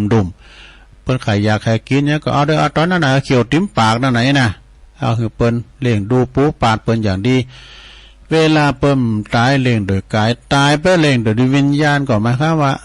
ไปตานคันเข่าคันน้ำไปหือเปิ้นอย่าเปตาพลีนี่เดือน12นี่เนาะ เดือน12วาระโอกาสที่ว่าสัตว์นรกเปิ้นจะมาหับเอาเนาะส่วนบุญส่วนกุศลที่ลูกเต่าเหล่าล้านเลนนี่ทำบุญไปหายน่ะถ้านะพออติกุ้ยสลากนะสดาเนาะเปิ้นห้องหาการโหนนั่นนี่แม่คำไม่นายเนาะโอ้เราจกเบอร์กันเนาะห้องหาเนี่ยห้องหากันหยุกเยอะมันนั้นสอหาของกินของต้านนะกันหมดเนาะที่หันได้มีระเบียบนี่ก่อนที่หันวัดเนี่ยป่าอัมพวันนี่นะอาจารย์เริ่มหรือว่าท่านพระอาจารย์รัฐภพนลินโทเนี่ยพี่น้องตั้งโทกเสือเนี่ยเปิ้นจัดระเบียบเรียบร้อยฮะเปิ้นเอาโต๊ะเนี่ยโต๊ะพระไปโต๊ะหนึ่งแล้วก็นิมนต์ตู้พระเป็นนางแวดแวดวิหารน่ะเขาก็นั่ง นางเฉยเนี่ยพิดว่าอนันต์ศรัทธาเอาเบอร์มาจกเอาสอหาตัวเจ้าให้ก็มองมันก็แหละผมได้เตียวเนี่ยเขาก็นางก็เดียวเปิ้นหมอหนึ่งมาติวสังมาเดี๋ยวก็ปดโตมันเอาปังมาโตได้หันใบสีหมูจะดีผ่านไปผมแจงเฮาสักกรรมแบบใจเฮ้ยเนี่ยใจโดยน้อยนี่เอาไปบุญไปสอดตื่นนี่เขาก็นางเฉยเนี่ยอย่าเปิดขายหวยเลยยังไม่กล้าขายหวยเดี๋ยวมันก็มาอยู่พอเดี๋ยวมันอยู่พอเป็นที่โมนเหมือนกันเนอะเปิ้นเอาสังมาสอหาสินเนี่ยสอหาวัดกตัญญูกตเวทีในโรงเนอร์งานเปตาพลีงานเดือน12เนี่ยนะตานขันเข่าขันน้ำไปหายาติกาวงศาแต่ก่อนนี่มีอันแต่ในโรงนะสมัยตุลุงพิษละอ่อนพิษน้อยนะเวลาว่าเดือน12ปิ้งนะมึงเฮ้ยว่างนะไอเนี่ยเปิ้นปล่อยเพจปล่อยผีนะแม่เขาคนเฒ่าประวานเนาะตึงลุงหอลุงเฮเนาะแล้วม้าก็เห่าไว้เนอะ ก่อนมันจะมีไฟฟ้าด้วยม้าเห่านี่เดินลงเอ้ยมันก็ถ้าแต่มาเสาะหาแต้เนาะบ่เดี๋ยวนี้มันมีไหนโมดอันผีนะมันไฟฟ้ามาเป้มันเนาะเขาว่านะไฟฟ้าจะมาเป้ฉะนั้นก็เดิน12ออกมาก็มันกินมันต้านน้ำต้านทำนะต้านเข่าของขันเข่าขันน้ำไปหาเปิ้นลุ่มหายตายจากไปแล้วเนาะเป็นการกตัญญูกตเวทีบางปองเนบโทเวลาพ่อแม่ตายไปแล้วเนี่ยขายของเก่าของพ่อของแม่มรดกถอดปิ้นของเปิ้นไปหมดอีกก็มีนาซะดาเนี่ยอนุรักษ์รักษาไว้กับสมบัติพ่อแม่เนาะของตระกูลเฮานี่มีหันคุณเนี่ยปดโตปดดื่มหลานเปิดดื่มป่อใจใส่ปดโตกันกินแล้วตานแล้วเก็บหน่วยเก็บอย่างแล้วน้ำใยเนี่ยปีนี้ได้หลายแสนก็คือแลมเปิงว่าเฮานี่กันมีพิษตาแม่มาปลูกบัลลัมใหญ่ไหวนี่เฮาไปได้ส่งลูกส่งเต่า5เมตรไปได้ขี่รถยนต์ไหนนะคือทั้งปวงอะลูกคือถึงว่าอีปล่อยแม่เปิ้นปลูก เปิ้นปลูกไว้ปลูกฟังไว้ลูกสุ่มสุกลูกหวานก็ฝีมืออีปอยแม่ได้หมดนี่น่ะคือตึงหาก็สุ่มสุกลูกมาก็ใส่กล้วยสลากไว้เนอะโอ้ไงน่ะก็กายน่ะปลาเขียวหวานก้าเนี่ยโมงก้าเนี่ยก็เอาใส่ไปนะกตัญญูกตเวทีข้อที่สองความซื่อสัตย์สุจริตเนอะซื่อสัตย์สุจริตนี่นะโธ่อันนี้นี่เป็นหัวใจสำคัญกำแล้วนะบ้านหลักกลางบางใบไผซื่อสัตย์สุจริตจริงอกจริงใจอันนี้สื่อตรงเนาะแล้วข้อที่สามเนอะอันนี้นะหัวใจเศรษฐีนะลงเนอะทางเป็นเศรษฐีนะข้อที่สามขยันหมั่นเพียรนี่ซะนะคักคือมันเนอะคักคือมันงานหนักไม่เคยฆ่าคนไม่มีหมู่คนขยันที่ไม่มีความจนในหมู่คนที่ขยันเนี่ยมันหามันกล้ามันขายเหมือนกับรวยกันมันกินมันแอวลินมาเกี่ยวให้โลแล้วไอ้คนกันนั่นชิวมาเลยมันขยันมันเป็นข้อที่สี่ไปเลยประหยัดมัธยัติความประหยัดนี่ก็ไม่ใช่ว่าขี้จีนะขี้จีไปอย่างโน่ขี้จีที่มันกินต้านเนี่ยสักอย่างนะแต่ประหยัดนี่ไปทำอย่างเลยนะสิ่งได้โกนจ่ายสิ่งได้บักโกนจ่ายต้องกึดพอมีความสำคัญก่อไอ้นะเขาต้องคิดว่าเขาต้องเอาประหยัดไว้ก่อนยุคนี้สมัยเงินคำกำเกี่ยวนี่หาเข็มนะลงเนอะ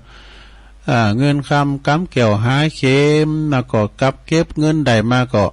เอาประหยัดไว้ก่อนมัธยัติประหยัดอดออมนะข้อที่ห้าสุดท้ายนะอดทนอดกั้นเนี่ยอดทนอดกั้นในสองอย่างเนี่ยอดทนก็อดทนต่อการต่องานนักเอางานเบาสู่ในความอดทนนะอดกันเนี่ยมันจะกันเข่าอยากน้ำนั้นจะก็นะอดกันคือเปิ้นจะมาดูถูกดูแควนโอ้กันนะบ่ะอดเอาอดสามเตอปิ้นพระเจ้าอดเก่าเตอปิ้นมหาเศรษฐี อันนี้เนี่ยเอามาเล่าสู่จู้กันฟังเนี่ยของอาจารย์นิพนธ์มีแถมอยู่ในสระญาติโยมทั้งหลายมีแถมอยู่วันพุธในตุลุงก็จะสอนธรรมเทศนะแล้วก็จะเล่านิทานว่าถ้าเล่านิทานเต้นลำเดียวนี้นะแล้วก็ขอคิดแถมหลายอย่างเจ้าก็ติ๊กไว้เหมือนกันนะดูจะเทศพอทำแล้วก็บุพเปตพลี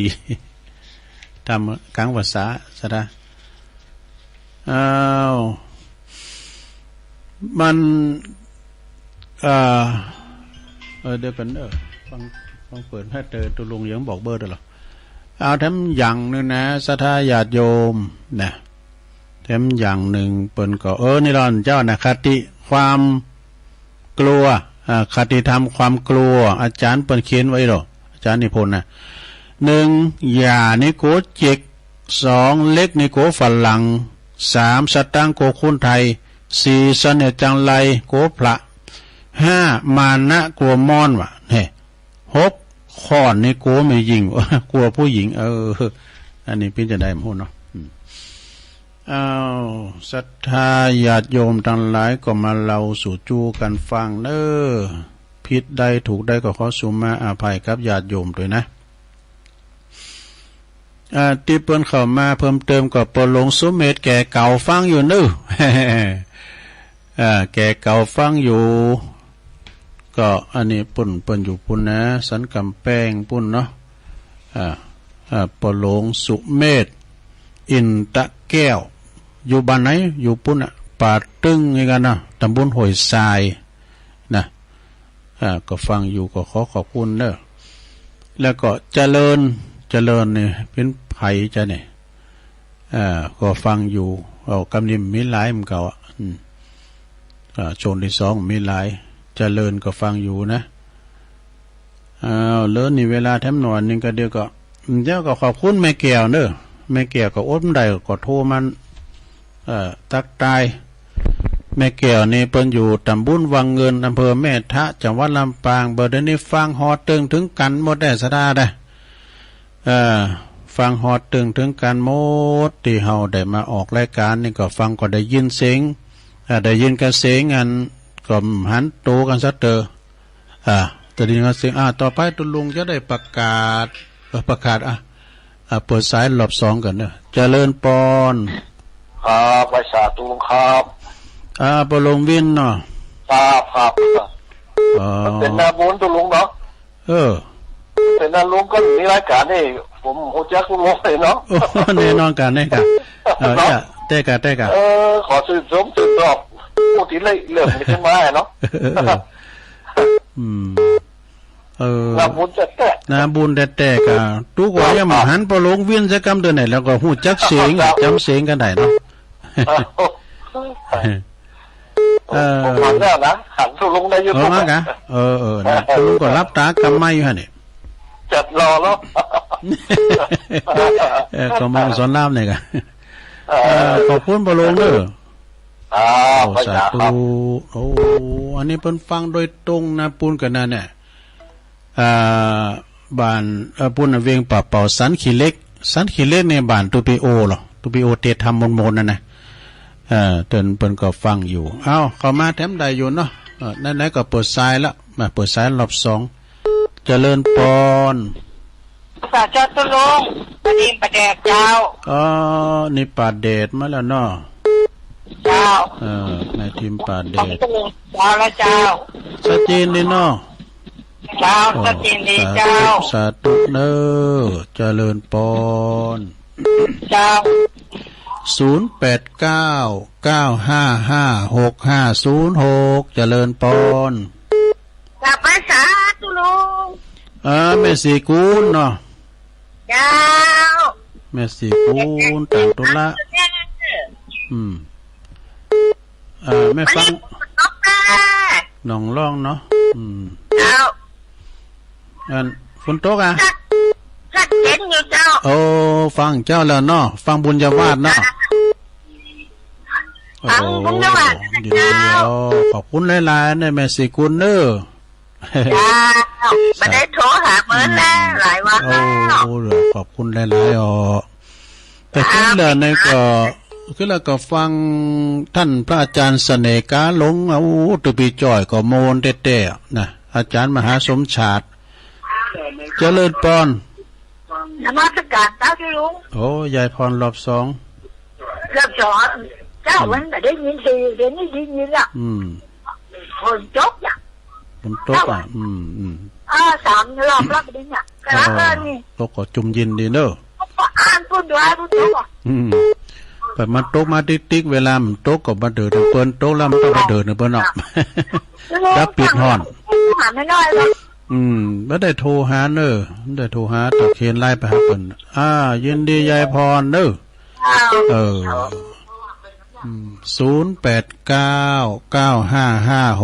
0899556506อุปกรณ์ต่างหลายก็หางแม่น้อยเด้อหมดแล้ว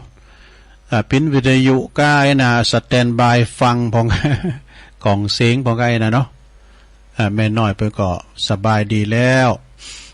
แม่น้อยแซ่พันแล้วก็แม่จันสมพันสมบัติเนี่ยใครตึงหาอยู่เนอะเปิ้นบ่ค่อยสบายเด้อถ้าดีแล้วเนาะจากของหายบ่อยๆเจริญปอนหมดก่อนขอหลวงพ่อกฤษรอบ2ครับหรออดไหลอดไม่ได้ถ้าอดข้าวไม่ได้นะอาจารย์นะครับอดข้าวอื่นแต่อดข้าวนี่ยากนะผมอดไม่ได้อะเพลงสอนเพชรว่าอยู่กินกินแหละนั่นแหละไม่ไหวแล้วมีตัวตื่นอาจารย์ผมตัวตื่นที่มันร้ายนะเป็นป้องๆเลยอาจารย์อะไรตัวตื่นอ่ะยาวเป็นเส้นอ่ะผมไม่รักษาเรื่องมันจะไปรักษาหน่อยที่จะที่บุตรสงครามโควิดมาพอดีเลยแล้วกลับอีกที่โรงพยาบาลเนี่ยเขานัดหมอนัดเรียบร้อยแล้วถ่ายอุจจาระไปด้วยครับมีโควิดเข้าเลยไปไม่ได้ต้องขึ้นมานี่อีกอนุโมทนาไหว้ถวายความเคารพหลวงพ่อเนอะครับมาตรการครับตกมาแล้วฝนตกมาแล้วเข้ามาใหม่0899556506 ฟุ้นอ่อยมาแล้วเฮ้ยฟุ้นอ่อยมาละเจริญปอนเจ้าตุลงอ๋อแม่เพนแม่เพนสาวเตี้ยฝนกำลังตกตกแล้วกันนี่ก็กำลังเริ่มตกนี่เอาโซลาร์เซลล์ตากว่าขนาดเป็นยังกะเป็นยังกะตากแดดตากฝุ่นพอกับสำจะแจงทุกคนจะตุลงเด้อดีเนอแม่เพนเนอคนสู้ชีวิตเนาะ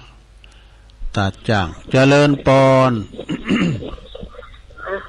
ว่าตาเจ้าแม่อยู่ไหนจ๊ะแม่อยู่ซบตุ๋ยเจ้าจะได้มันดังส่งนี่หรอเจ้า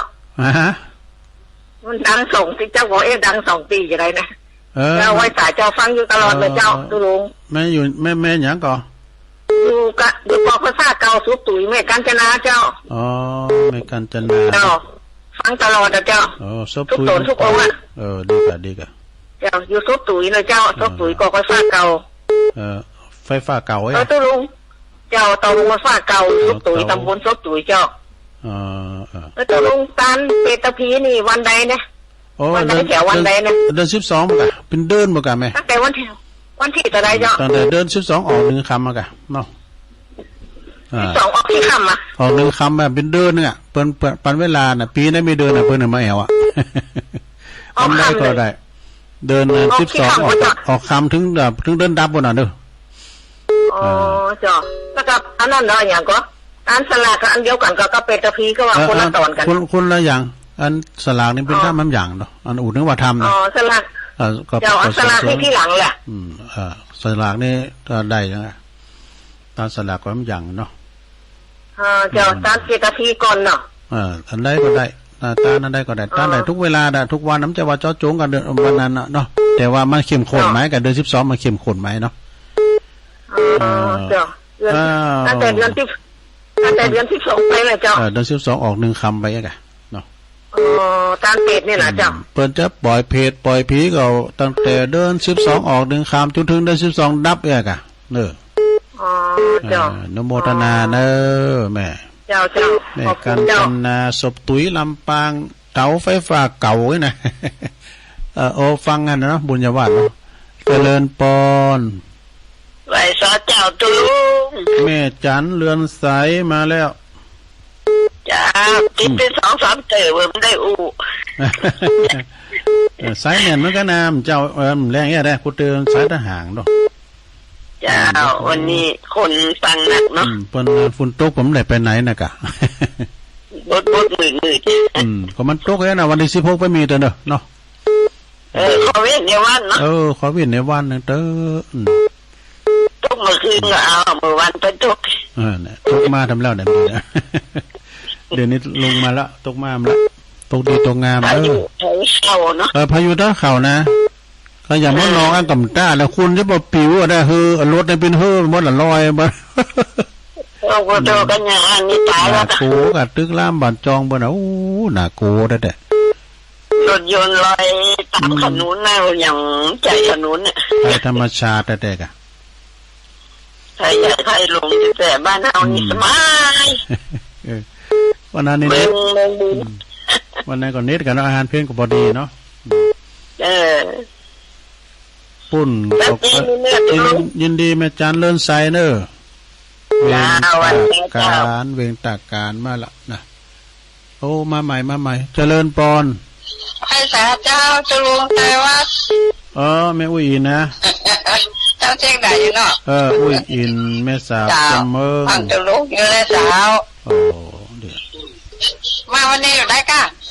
อันเต้นเบิ่มไหนเหรอเต้นยินดีเลยสาธุสายต่อไป366ตังใดจ๊ะเจริญปอน2เจ้าล็อก2แม่ปานีกะเจ้าแม่ปานีล็อก2ถ้าเดือน12นี่มันออกมาเป็น1ปล่อยแล้วหนูเนาะแม่น่ะเดือน12ออกมาเนี่ยออกคำละเริ่มละเปิดประตูมัน6วันนั้นนี่นะมัน6วันเปิ้นขายประตูมัน6วันนั้นก็มันออกมากันแล้วเนาะ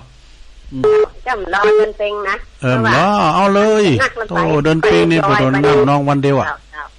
เจ้า เอาวันนั้นเลยวันใดก็ได้ตามที่เราพร้อมตึงเดินเกินเนาะเจ้าพระอาจารย์เนี่ยรู้โอ้ขอบคุณเลยแม่ปานีเนอสาธุอ้าวเอ๊ะกะเป็นเข้าใจแล้วเดิน12ออกก็เอาเลยการต้านในอากาลิโกเนี่ยทำได้ไม่จำกัดการแต่ว่าเดิน12เนี่ยเปิดว่ามันเข้มข้นมาแต่ไม่กะก็อย่างปีใหม่สะดาก็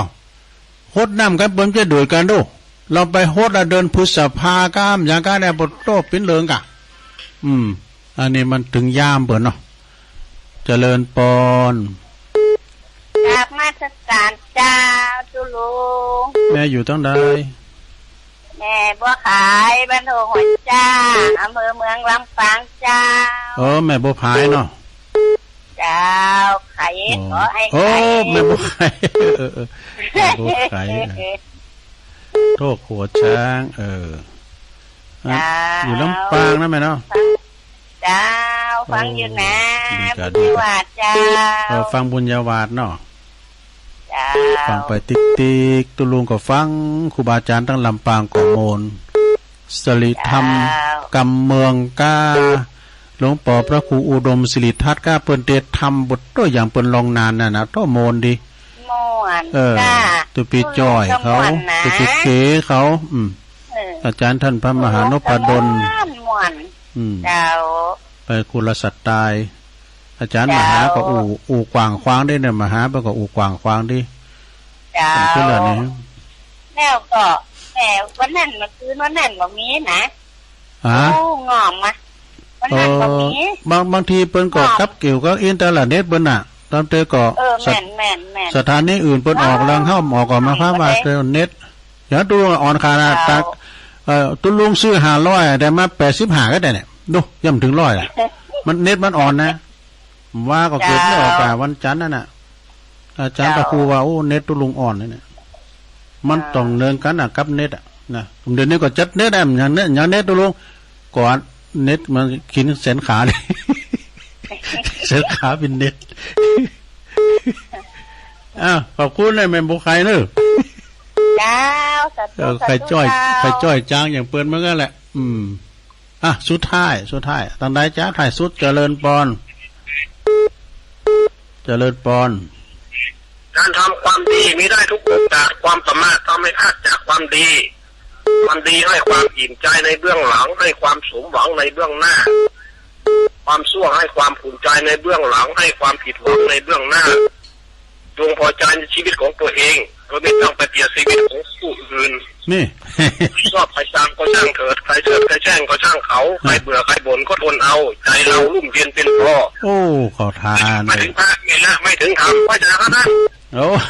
มาเวยไปเวยได้มันดีดื้อ